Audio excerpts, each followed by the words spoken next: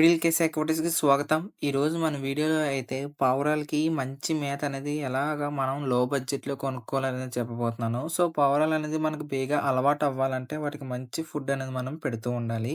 So, నేనైతే గోధుమలనేవి తీసుకున్నాను starting అయితే. ఎందుకంటే ఇది చలికాలం కాబట్టి గోధుమలు తినడం వల్ల బాడీలో వెయిట్ అనేది పెరుగుతుంది. ఇంకా బలం కోసం రాగులు, ఇంకా వాటి ఇష్టంగా తినే సజ్జలు. దాంతో పాటు కొంచెం పిల్లలకి ఎగ్స్ అనేది సరింగా ఫార్మ్ అవ్వడానికి ఇమ్యూనిటీ పవర్ బూస్ట్ అవ్వడం కోసం పెసలు. ఈ 4 వేరైటీస్ అయితే నేనైతే ఇప్పుడు ప్రెజెంట్ అయితే వాడుతున్నాను. ముందైతే నేనొక 6-7 వెరైటీస్ ఆఫ్ సీడ్స్ అనేది వాడేవాడిని. ఇప్పుడేంటంటే చలికాలం కాబట్టి డైజెస్టివ్ సిస్టమ్ అనేది సపోర్ట్ చేయదు. అందుకని నేనైతే వాటిని వాడకుండా ఈ 4 మాత్రమే వాడుతున్నాను.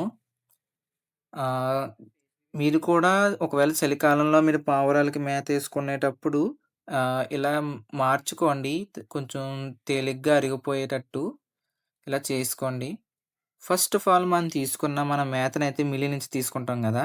ఈ మిల్లి నుంచి తెచ్చుకున్న మెల్లని ఈ యొక్క మొత్తం విత్తనాలన్నిటిని గూడా మనం చక్కగా అయితే కలిపేసుకోవాలి. పప్పు దినుసులన్నీ కూడాని. మీకు కొట్లో అంటే మామూలు కిరాణా కొట్లో, షాపుల్లో అయితే మీకు రూ. 10 అడిగారనుకోండి, వాళ్ళు పైకి కిందకి చూసి ఏమాత్రం అసలు డబ్బులు తగ్గించేసేసి ఇచ్చేస్తారు. సో, మీకలా కాకుండా అలా చక్కగా ఎక్కువగా రావాలనుకుంటే మీరైతే మిల్లుకెళ్ళి తెచ్చుకోండి. మిల్లుకెళ్తే చక్కగా మీకు ఎక్కువ క్వాంటిటీలో ఇస్తాడు. నేనైతే రూ. 20 గోధుమలు, రూ. 10 రాగులు, ఇంకా రూ. 10 సజ్జలు, దాంతో పాటు రూ. 15 పెసలైతే తెచ్చుకున్నాను. దీనివల్ల నాకొక ఫ్యామిలీ ప్యాక్ ఈ ఐస్ క్రీమ్ డబ్బా ఉంది గదా! అదైతే నిండిపోయింది. కంటైనర్‌లో అయితే చూడండి ఎంత క్వాలిటీగా చక్కగా అయితే ఉన్నాయో. మిల్లులో అయితేనే ఇలా మంచి క్వాలిటీస్ అనేవి మనకు దొరుకుతూ ఉంటాయి. అక్కడికెళ్లి ట్రై చేయండి. ఇంకా పావురాలనేవి వస్తాయని చెప్పాను కదా! ముందు దాంట్లో. అవైతే రాలేదు. చాలా వరకు ట్రై చేశాను. గానీ మన పిచ్చుకలైతే వచ్చినియి. నేను ఇక్కడ ఉండి చక్కగా పావురాలకి మేత ఇస్తున్నప్పుడు ఇవి అక్కడ ఇక్కడ వాలి చక్కగా తింటున్నాయి.